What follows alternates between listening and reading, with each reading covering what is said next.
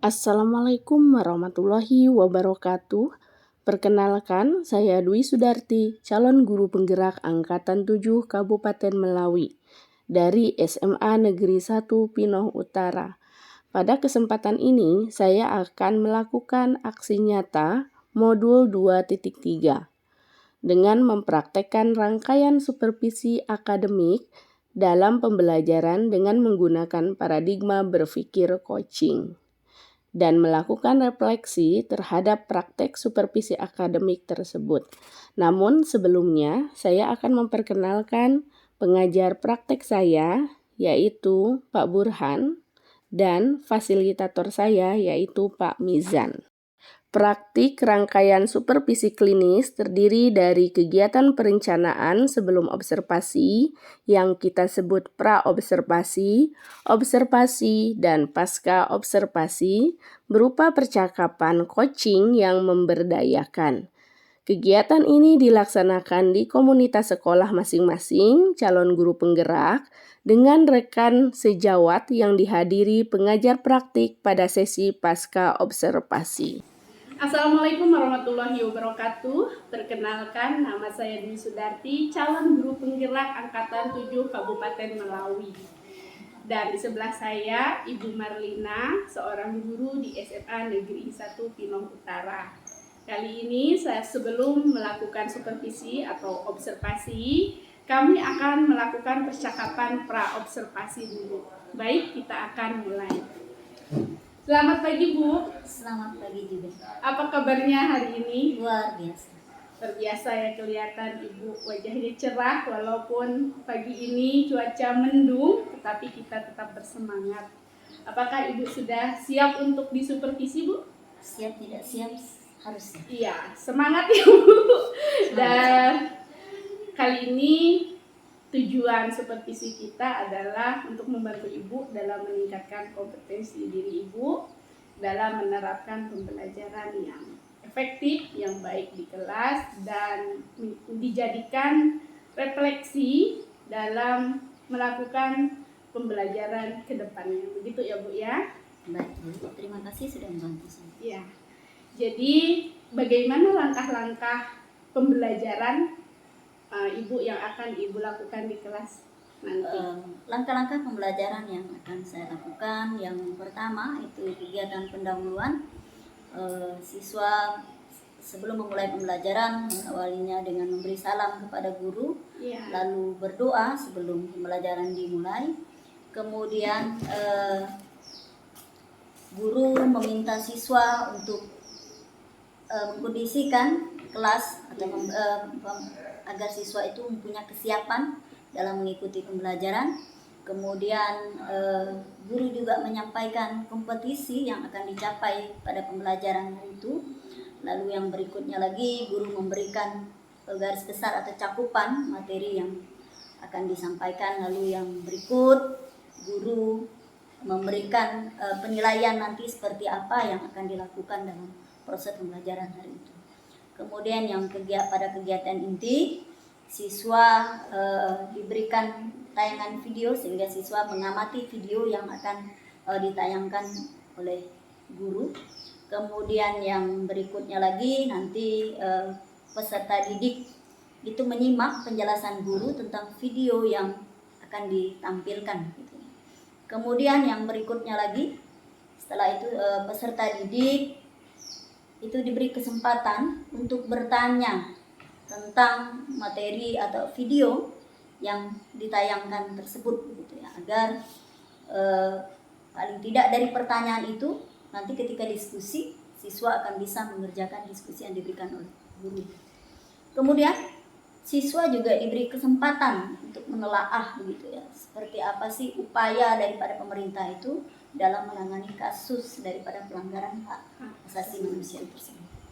Lalu yang berikutnya lagi, setelah peserta didik sudah bertanya, akhirnya peserta didik itu dibagi kelompok supaya setiap kelompok nanti juga akan disebar. Jadi siswa yang mungkin punya kemampuan lebih dia akan disebar di setiap kelompoknya agar diskusi itu pada hari itu bisa berjalan dengan baik. Kemudian setelah siswa dibagi-bagi kelompok, lalu guru memberikan LKPD, memang di situ nanti apa yang harus dilakukan atau dikerjakan oleh siswa. Dan guru membimbing daripada diskusi kelompok tersebut agar diskusinya bisa berjalan dengan baik. Setelah diskusinya guru memberikan LKPD, siswa mengerjakan, lalu setiap kelompok akan mempresentasikan daripada diskusi kelompok yang sudah dilakukan. Jadi nanti setiap kelompok itu akan memberikan tanggapan daripada kelompok yang mempresentasikan. Nanti setelah selesai diskusi kelompoknya, guru akan memberikan paling tidak itu seperti tanggapan. Gitu ya, penilaian diskusi kelompok tersebut, mungkin kelompok mana yang terbaik atau baik begitu ya. Nah, jadi sehingga memacu daripada setiap kelompok ini untuk ketika ada diskusi, jadi berusaha untuk kelompok ini akan baik, jadi kita harus lebih baik dan lebih baik lagi. Nah, dan yang terakhir barangkali nanti setelah penutupan penutupan mungkin siswa bersama guru itu memberi kesimpulan daripada pembelajaran yang berjalan pada hari itu, dan guru juga memberikan refleksi terhadap pembelajaran yang sudah dilakukan, agar kedepannya kita tahu ini seperti ini yang belum, ini yang harus kita tingkatkan. Seperti itu. Luar biasa Bu, langkah-langkah pembelajaran Ibu yang sudah Ibu jelaskan barusan. Kalau boleh tahu Ibu mengajar di kelas berapa? Saya mengajar di kelas 11 IPA, itu pada mata pelajaran PPKN, pada materi itu kasus pelanggaran hak asasi manusia. Baik, setelah melakukan supervisi nanti, apa yang Ibu harapkan? Yang saya harapkan tujuan pembelajaran dapat tercapai, kemudian yang kedua, siswa itu dapat belajar lebih aktif dan menyenangkan. Oh iya, tujuan pembelajaran tercapai dan siswa lebih aktif ya. Jadi apa yang sudah Ibu siapkan sebelum supervisi? Yang saya siapkan RTP, kemudian media pembelajaran, lalu LKPD, agar siswa itu lebih tertarik dalam mengikuti pembelajaran. Selama Ibu mengajar ya, kalau boleh tahu, apa tantangan yang Ibu rasakan ketika dalam proses pembelajaran di kelas? Kadang-kadang siswa kurang aktif dan kurang berani untuk memberikan ide atau pendapatnya. Oh, kurang aktif dan kurang berani menyampaikan idenya. Oke. Jadi dalam siswa kurang aktif ini, kalau Ibu menilai itu di angka berapa? Kalau saya menilai itu masih di angka 6, dan saya berharap atau meningkatkan ke angka 8 ya. Karena untuk pembelajaran PPKN itu sendiri memerlukan diskusi agar siswa dapat lebih memperdalam materi dan saling berbagi informasi. Oke, jadi Ibu dari angka 6 ingin meningkatkan jadi angka 8 ya, keaktifan siswa Ibu. Kira-kira strategi apa agar siswa bisa aktif dalam pembelajaran? Strategi yang mungkin saya lakukan yaitu strategi pembelajaran kooperatif yang sudah saya persiapkan, LKPD yang dikerjakan oleh siswa secara berkelompok atau secara diskusi ya, agar anggota kelompok yang lain itu dapat memberikan tanggapan terhadap kelompok yang memberikan barangkali menyampaikan diskusi tersebut. Luar biasa Bu. Jadi rencana pelaksanaan pembelajaran, langkah-langkahnya sudah jelas Bu. Dan kira-kira kapan Ibu siap untuk disupervisi? Hari Rabu pada tanggal 29 Maret 2023 di kelas 11 IPA kurang lebih pukul 8. Oh gitu ya. Baik Bu. Jadi hari Rabu saya akan datang kembali dan observasi, saya akan mencatat apapun tentang ibu yang dilakukan ibu. Kemudian kira-kira nih setelah melakukan observasi, kapan ibu bersedia untuk melakukan percakapan pasca observasi? Baik Bu, saya akan berusaha untuk melakukan pembelajaran dengan baik. Setelah itu kita akan melakukan sesi pasca observasi pada hari Rabu depan, itu tanggal 5 Maret 2023. Baik, terima kasih atas informasinya. Semoga kegiatan pembelajarannya menyenangkan, siswanya menjadi lebih aktif dari yang sebelumnya, dan saya yakin ibu pasti bisa. Amin. Terima kasih. Demikian percakapan praobservasi. Sampai ketemu di pertemuan berikutnya. Terima kasih. Dari percakapan praobservasi kelas, dapat disimpulkan bahwa tujuan pembelajaran peserta didik dapat mengidentifikasi kasus pelanggaran hak asasi manusia dengan benar. Kemudian, area pengembangan yang hendak dicapai adalah kompetensi pedagogik mengenai keaktifan siswa, metode pembelajaran diskusi dan presentasi, dan pengelolaan kelas agar nyaman dan menyenangkan.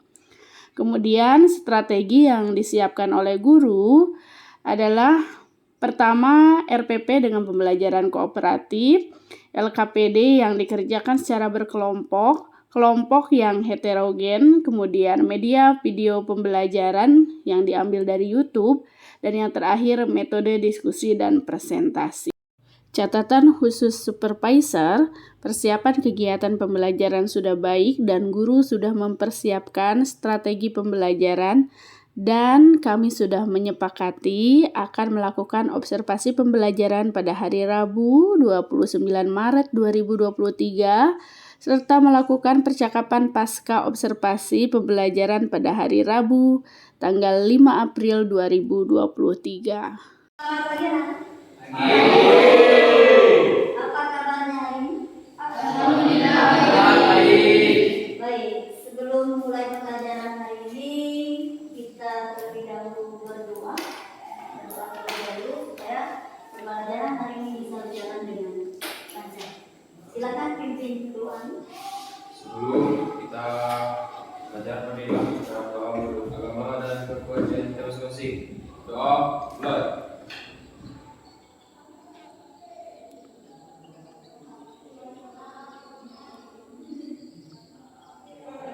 Doa selesai. Baik, terima kasih Bapak dengan doa. Selanjutnya Ibu akan absen terlebih dahulu. Masuk semua hari ini. Nah, siapa saja? Mas, Mahdi, Rajak. Kenapa tahu kawannya? Kenapa tidak masuk? Apakah sakit? Berarti tidak ada keterangan. Baik. Ada yang di sini pembelajaran minggu yang lalu? Lupa. Kenapa bisa lupa? Tidak belajar.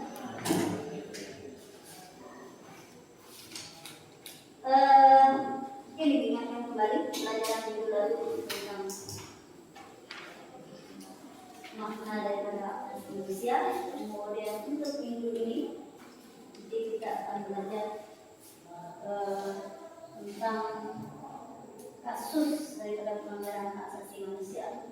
Penyebab kenapa pelanggaran itu bisa terjadi. Jadi sebelum itu pelajaran jadi kita laksanakan. Tujuan pembelajaran kita hari ini itu mengidentifikasi daripada kasus-kasus pelanggaran hak asasi manusia. Diharapkan dari tujuan pembelajaran itu kalian dapat identifikasi kasus-kasus pelanggaran hak asasi manusia. Paling tidak itu menganalisis nantinya kenapa kasus yang terjadi di Indonesia, kasus pelanggaran hak asasi terjadi di Indonesia, ya. Di itu daripada tujuan pembelajarannya hari ini. Lalu sebelum itu nanti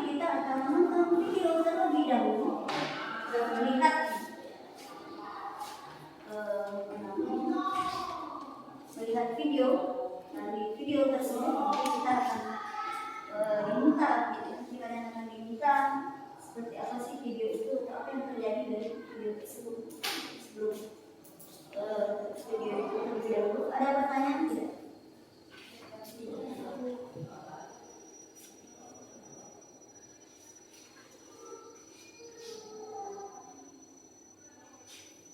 Jadi hari ini kita mempelajari melihat aktif dengan kasus ini dulu ya, melihat video terlebih dahulu. Jadi dari video tersebut nanti kalian akan diminta apa sih yang terjadi di video itu. Jadi simak videonya bagus-bagus ya, artinya perhatikan videonya agar paham apa sih yang terjadi di video tersebut gitu.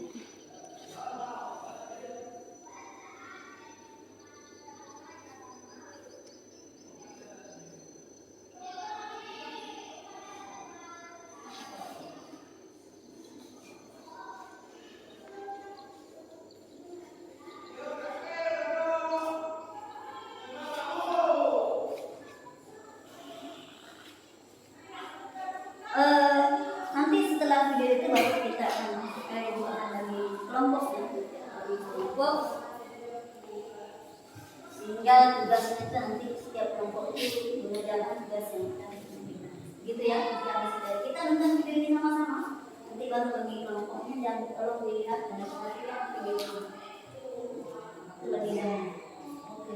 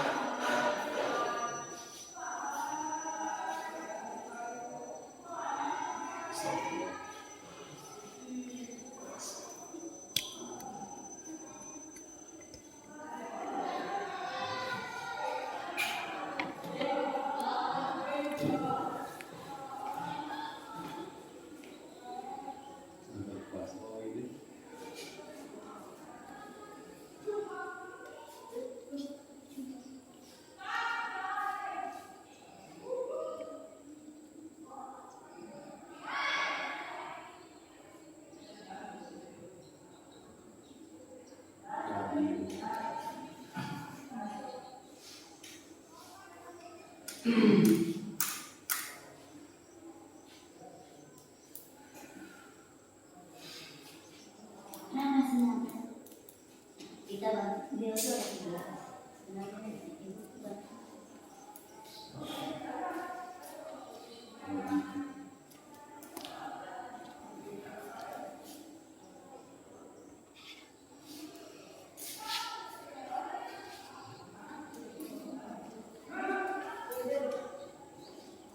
Dia mati betul ya, dilihat supaya paling tidak nanti bisa memberikan tanggapan ataupun masukan dari itu.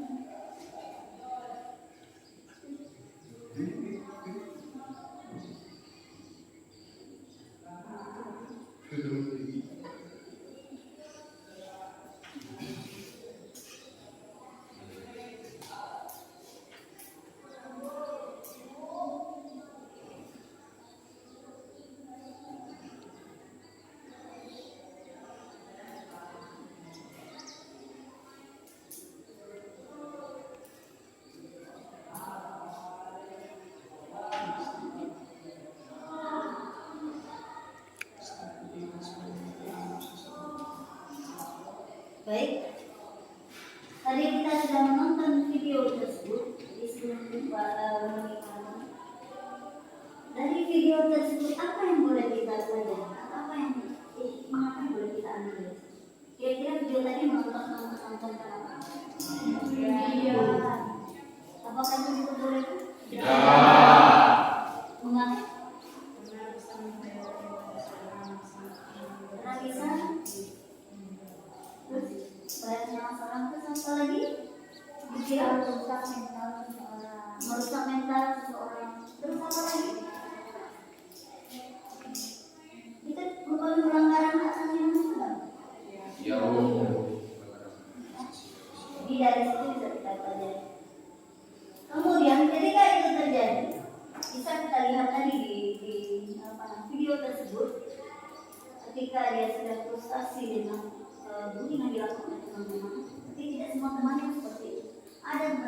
yang bagus, lalu memberikan kekuatan kepada dia untuk bisa melawan.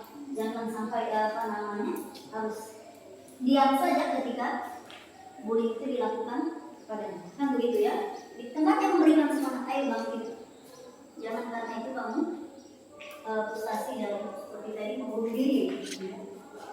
Gitu.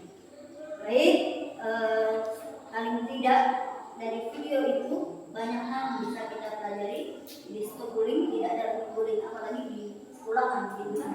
Tidak sepantasnya dia memperlakukan temannya seperti itu, karena setiap orang punya hak asasi manusianya, gitu ya, yang tidak bisa diganggu gugat oleh siapapun.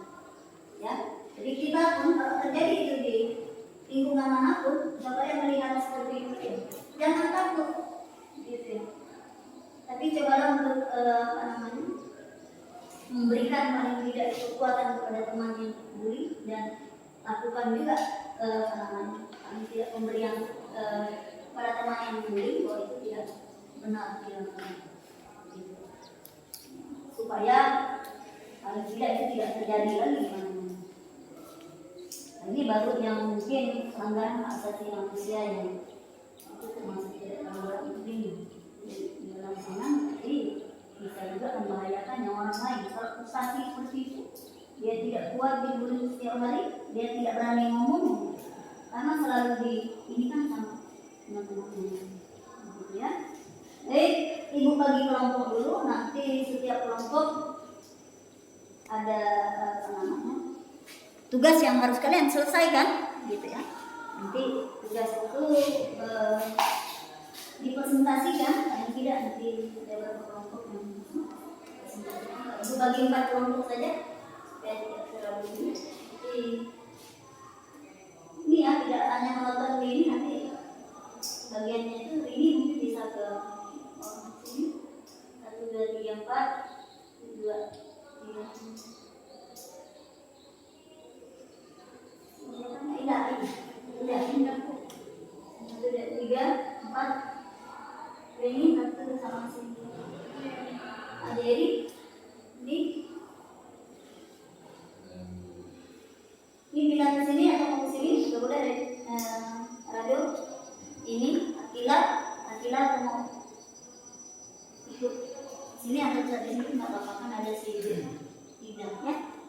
Bertiga, berempat sama Ricky. Di sini, berarti di sini. Jadi kalian bertiga. Oke, 1, 2, 3, 4. Oke, silakan duduk dulu kelompoknya.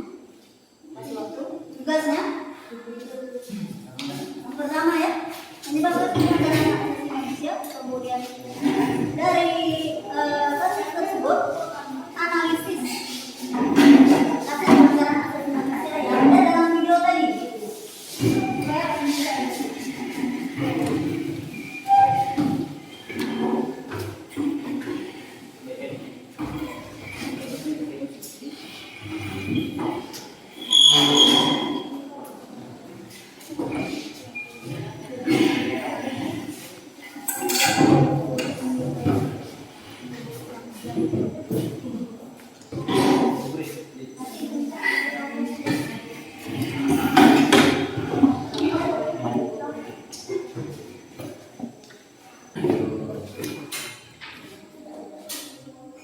Nulis. ini video tadi. Pokok dari orang-orang melihat apa yang terjadi di situ, kenapa yang bisa terjadi, kan seperti itu ya. Diceritakan saja ke anak. Jadi kalau kurang lebih seperti itu lagi analisis kenapa. Kemudian kalau itu terjadi apa yang harus kita lakukan? Ya. Oke. Mau bisa pakai terus boleh?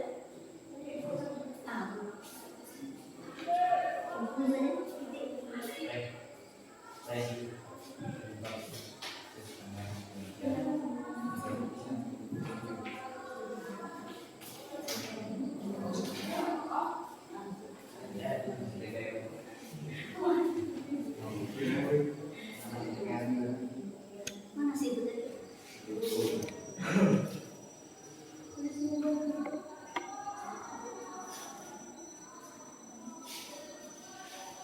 Sudah jelas? Jelas, silakan bertanya. Tapi jangan tanya jawabannya. Tanya apa maksudnya.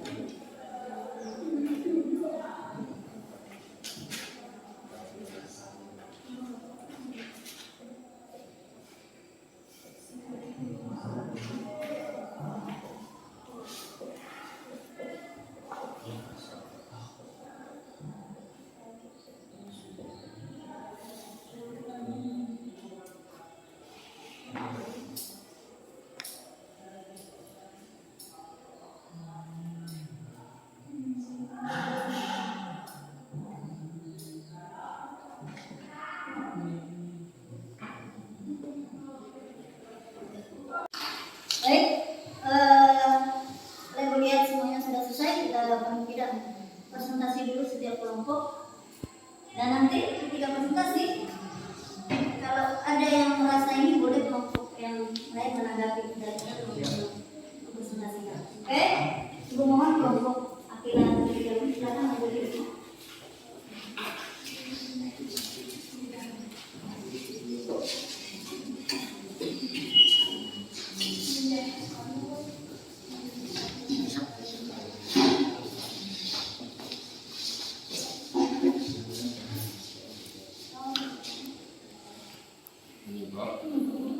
Assalamualaikum warahmatullahi wabarakatuh.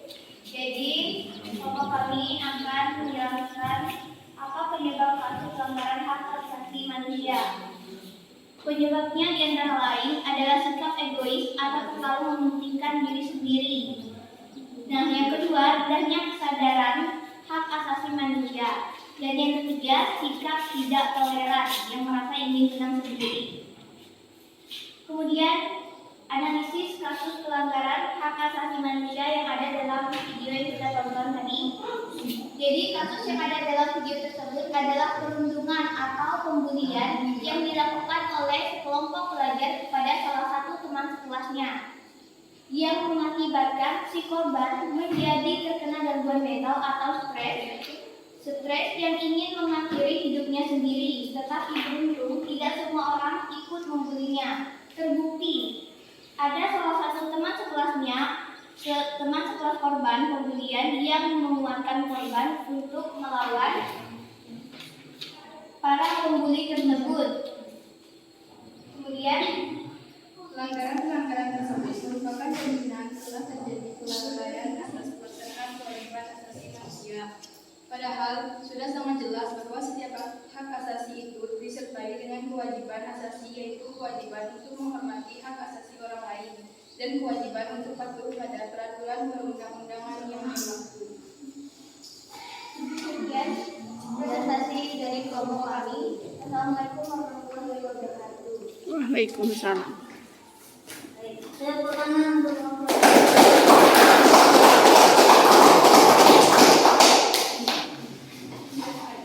Selanjutnya,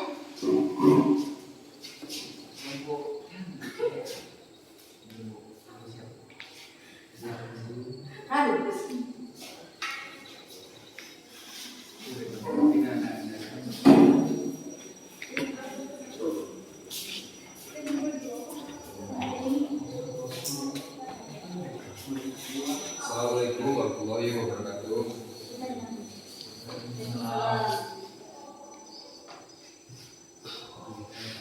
Pertanyaannya, penyebab kasus pelanggaran hak asasi manusia.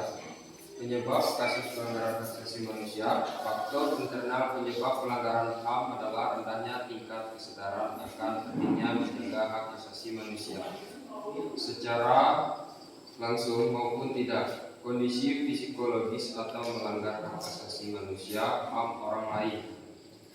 Terus analisis kasus pelanggaran hak asasi manusia yang ada dalam video tersebut. Ini merupakan kasus pelanggaran yang tidak boleh dilakukan dan pembulian itu merupakan karakter yang buruk karena akan menjatuhkan mental seseorang. Sekian dari kelompok kami. Wassalamualaikum warahmatullahi wabarakatuh. terima kasih kelompok lalu kita udah cukup.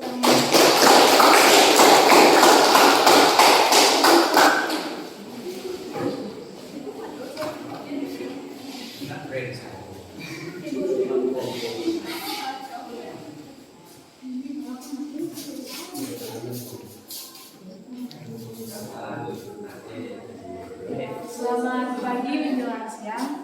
Baiklah, kami akan bacakan presentasi dari kelompok kami tentang penyebab kasus pelanggaran hak asasi manusia.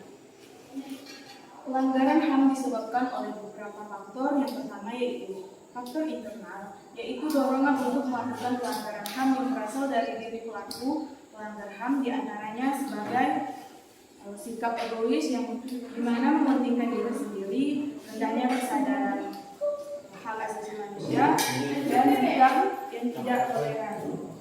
Yang kedua, faktor internal, faktor di luar diri manusia yang mendorong sekelompok orang atau beberapa orang untuk melakukan pelanggaran HAM, contohnya menyalahgunakan kekuasaan, ketidaktegasan aparat penegak hukum, dan penyalahgunaan teknologi. Dan selanjutnya analisis kasus pelanggaran hak asasi manusia yang ada dalam video tersebut. Pelanggaran hak asasi manusia terjadi di video tersebut dikarenakan seorang anak dibully karena dia terbuat melawan atas bagian teman yang jahat dan melakukan pembulian yang mengakibatkan dirinya depresi dan ingin membunuh dirinya. Ibunya masih ada teman yang baik, menolong dan memberi semangat bagi dia.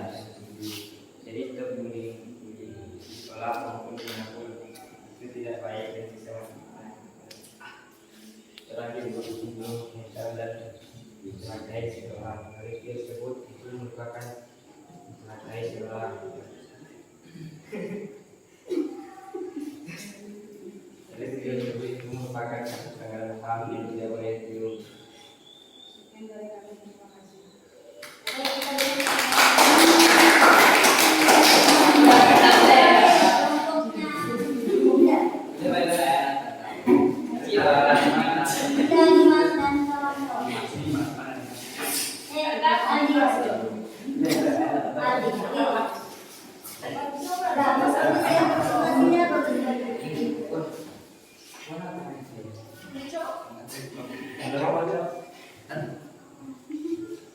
Selamat pagi semuanya.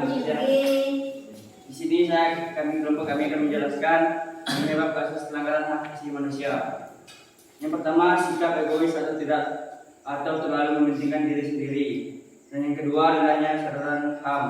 Dan yang ketiga, sikap tidak toleran. Yang nomor dua, analisis kasus pelanggaran hak asasi manusia yang ada dalam video tersebut. Terjadinya pembulian terhadap salah satu siswa mendorong hingga terjatuh. Ini merupakan kasus pelanggaran HAM yang tidak boleh dilakukan, dan pembulian itu merupakan karakter yang buruk karena akan menjatuhkan mental seseorang yang dibuli dan bisa menyebabkan membunuh diri dan menjatuhkan mental seseorang. Sekian dari kelompok kami, terima kasih. Selamat siang.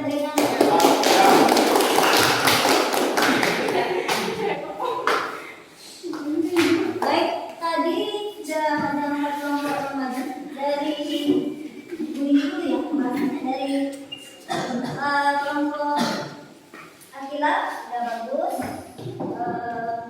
untuk memberikan penjelasannya. Mungkin belum terlalu ini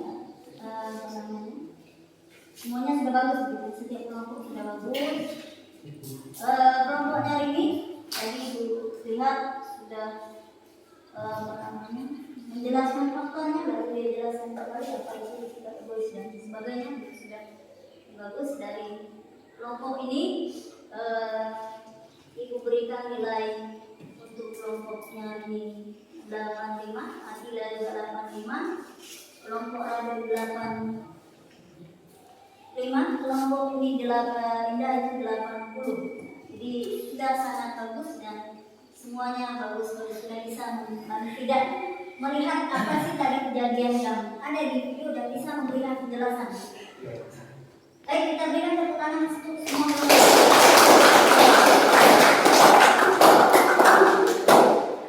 Baik, tadi kita sudah diskusi kelompok, kita sudah mendengar apa dari kelompoknya. Dari pembelajaran hari ini, apa yang boleh kita simpulkan? Dari pembelajaran hari ini, apa yang boleh kita simpulkan tentang kasus pelanggaran hak asasi manusia?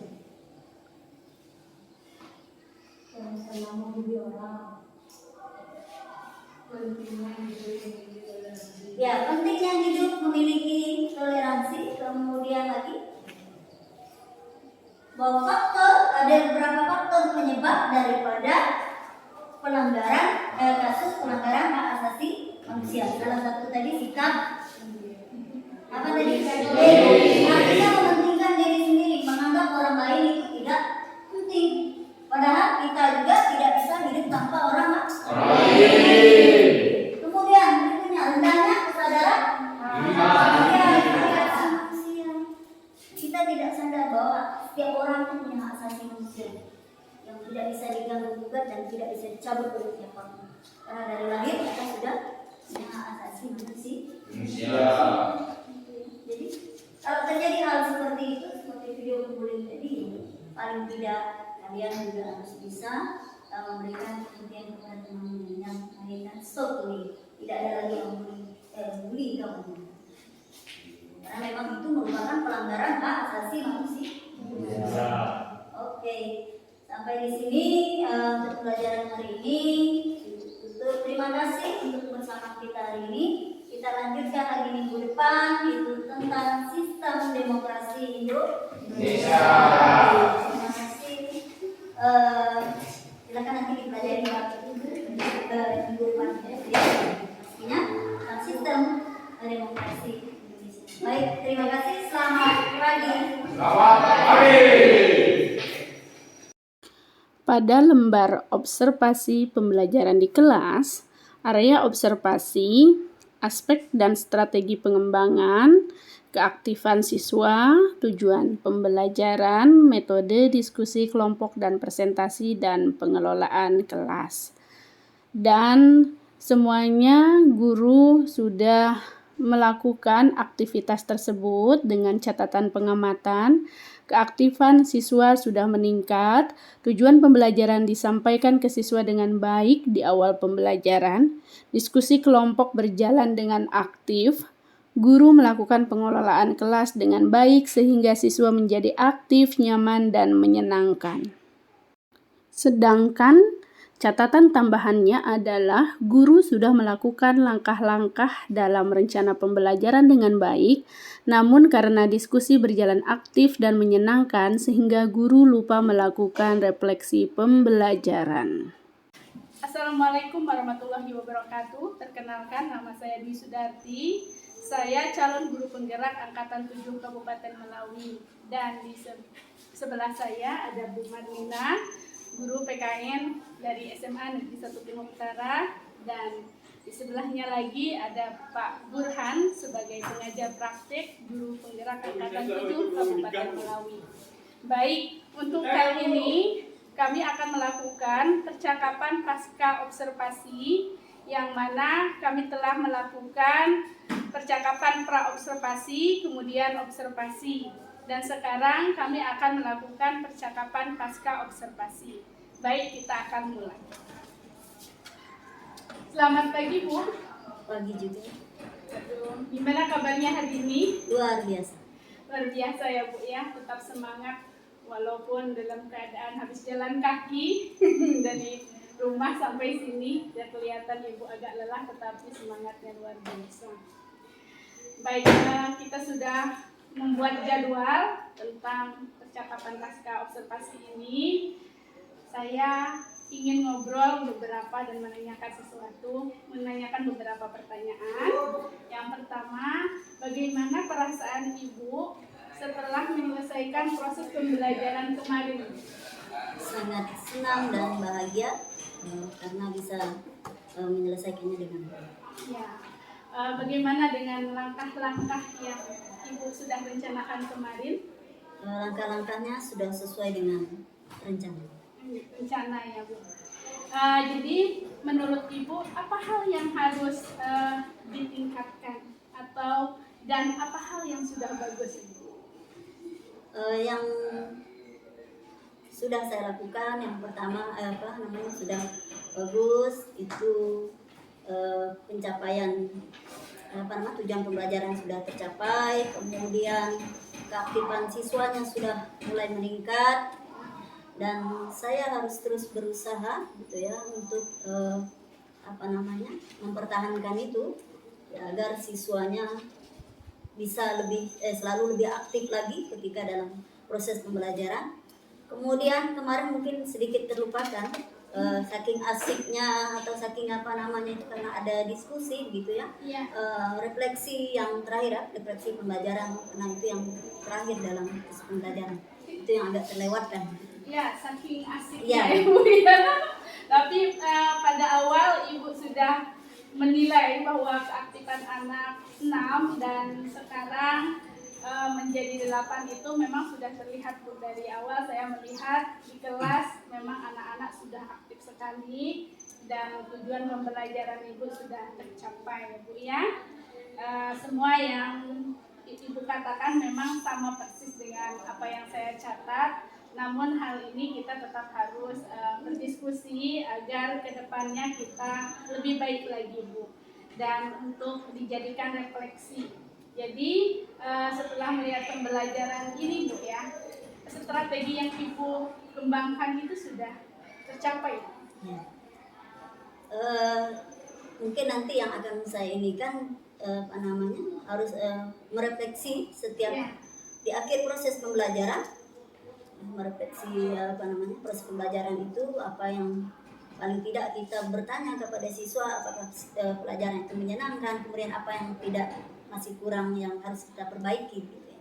Kemudian juga saya akan tetap mempertahankan paling karena media atau metodenya ya, pelajaran itu harus bervariasi ya agar anak tidak bosan. Kemudian lagi keaktifan siswanya harus terus dijaga, paling tidak dengan pembelajaran kooperatif tersebut.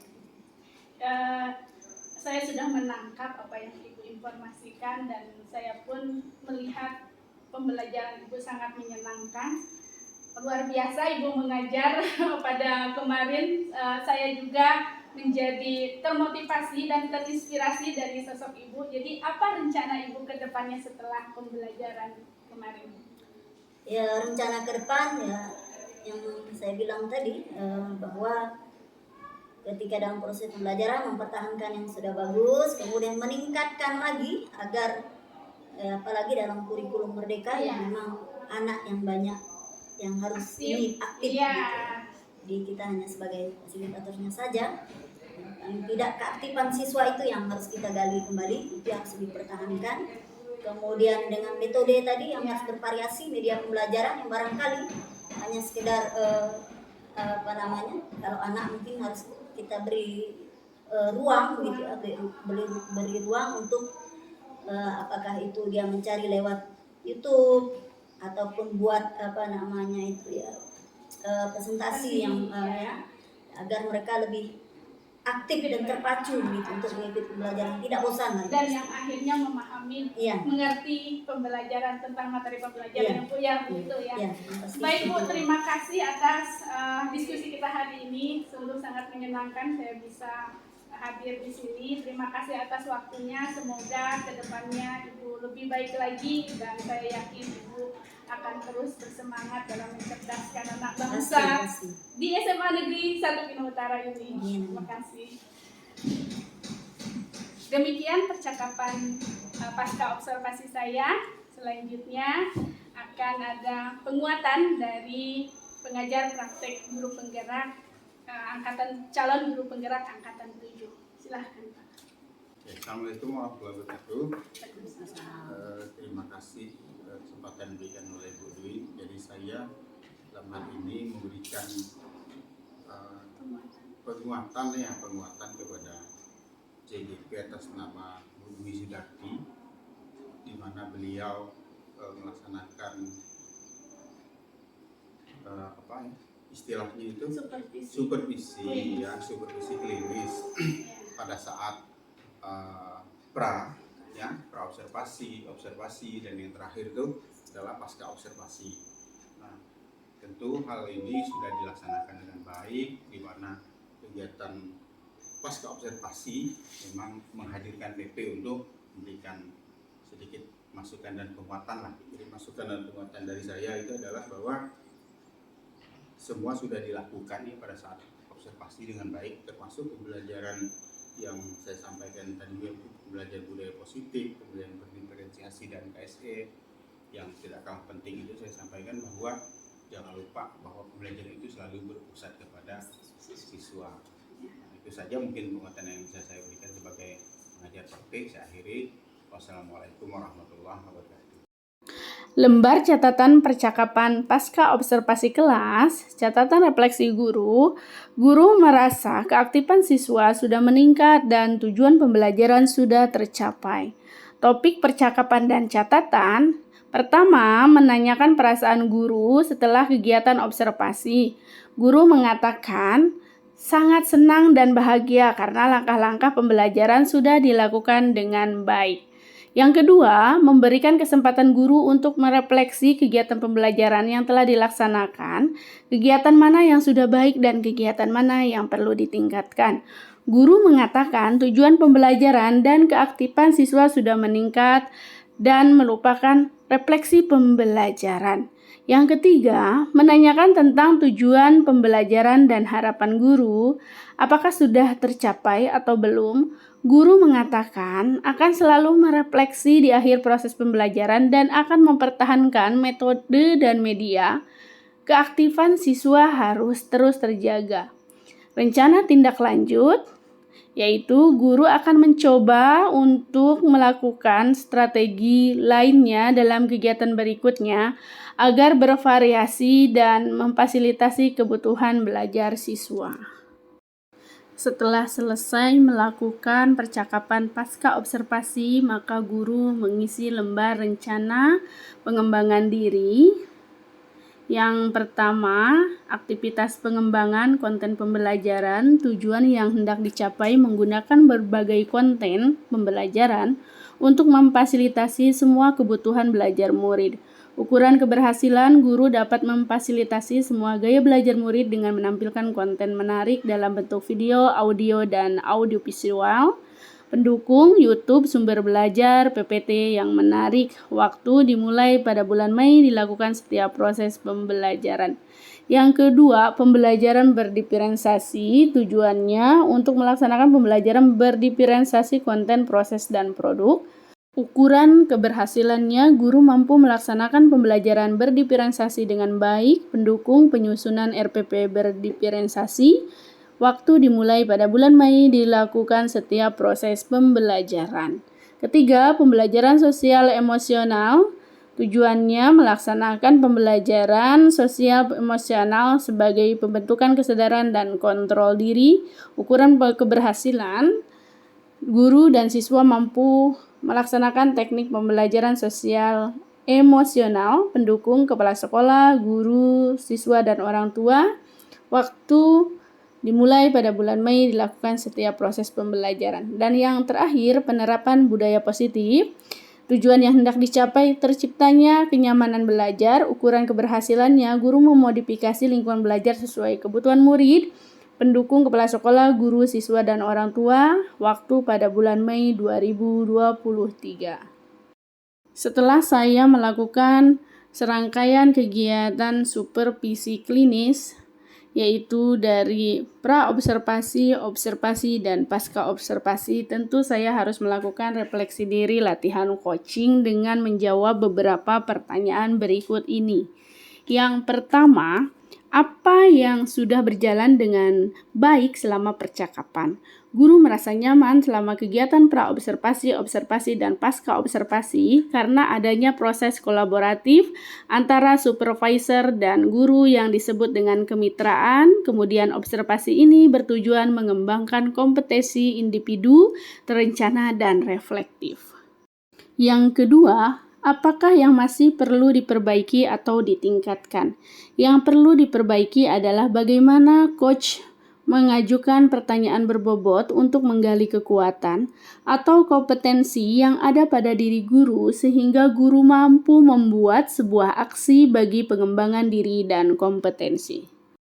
Apa yang Bapak Ibu lakukan untuk tetap dalam kondisi present atau kehadiran penuh sebelum dan saat melakukan coaching?